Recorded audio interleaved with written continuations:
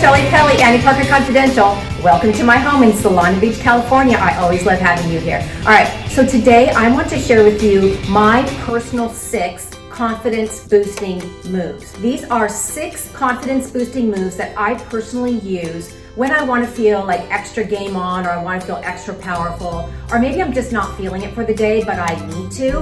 And you can look anywhere online and find a million different confidence moves. These are my personal ones. Look, you can't just tell somebody, hey, you have to be more confident. There's a lot that goes into ultimately just being a confident person overall. That's not what I'm talking about. What I'm talking about here are 6 little things that you can do and implement into your life to help you give a little boost when you need it most. Whether you're walking into a room full of people and you feel a little nervous, whether you're going out on a date, these 6 moves will help give you a little more confidence and give you the edge. So let's get started with number 1. Okay, number 1. My number 1 power move is to create personal power phrases. Personal power phrases are little phrases that you create for yourself so that when you're walking into a situation where maybe you don't feel confident, maybe you feel a little intimidated, these are little things that you can tell yourself to kind of pump you up and give you like a nice little boost. All right, my personal ones, if I'm walking into a room and I don't know anybody and I feel not 100% confident, I walk in and I say, you are a badass. You are strong, you are powerful, and you are a badass. Okay? I'm sharing these with you. There are no judgy eyes. This is what I tell myself. And it just gives me that little push of like, yeah, I'm here to kill it. So that makes me feel good. So have 2 or 3 on hand that personally resonate with you, that make you feel good and make you feel powerful. That's number 1. Like, number 2, channel the past. Tap into a time in your life or a specific event or incident where you felt incredibly confident, super proud of yourself, really accomplished. It could be big or small, it really doesn't matter. It's just something from your past that you can channel that made you feel amazing. So I will share with you. I won a pretty big award nationwide for being a top sales VP, right? So I had come into a new company and they had hired me to basically overhaul the sales division, turn it around and put it on a growth track. We did that and we ended the year eons above where we were supposed to be. I tap into those feelings. I tap into how amazing I felt. I felt powerful, I felt strong, and I felt en fuego, on fire. Pick something in your past that gives you those similar feelings. It can be anything, it's nobody's business but yours. The point is, pick a time when you felt amazing and channel those feelings.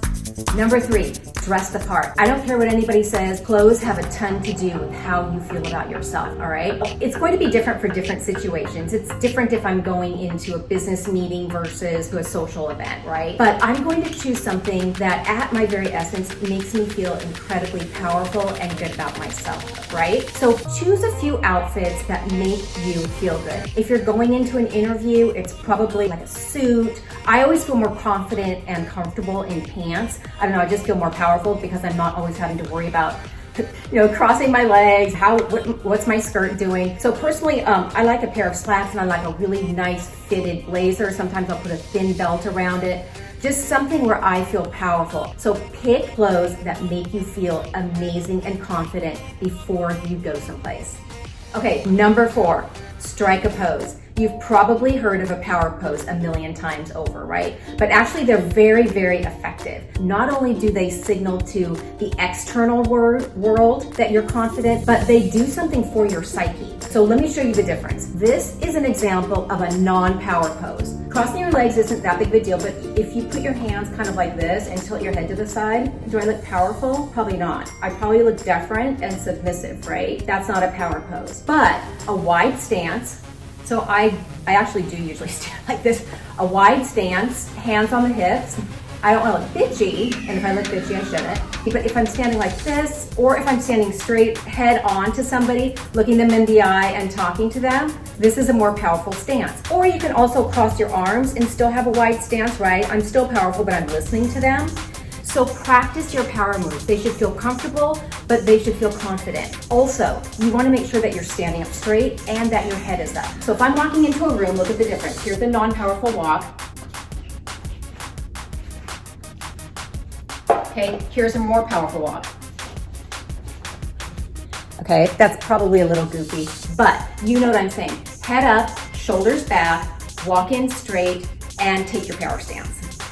Number 5, take a spritz of your favorite fragrance. Okay, I have a few of them. Everybody probably has a few favorite fragrances. When I want to feel extra confident and powerful, I have one that is a little more of a masculine scent. It's called Twilly. It's by Hermes. You probably have a couple fragrances that make you feel good. I mean, honestly, before I film this video, and especially even before I film workout videos for you, I spritz on something that makes me feel kind of like, okay, I'm ready to go. All right, so that's number 5, your favorite fragrance. Number 6, this is one of my little secret sauce things. Nod, smile, and say hello first. So anytime you're walking around, you walk into a social situation, you're walking into a crowd full of people that you don't know, maybe it's a party and everybody turns to say, who's this girl? Instead of looking around and feeling intimidated, nod, smile, and say hello first. A couple things. 1, it's a great icebreaker. 2, it lets people know you're friendly. And 3, now you are controlling the situation because you are the one that initiated the conversation.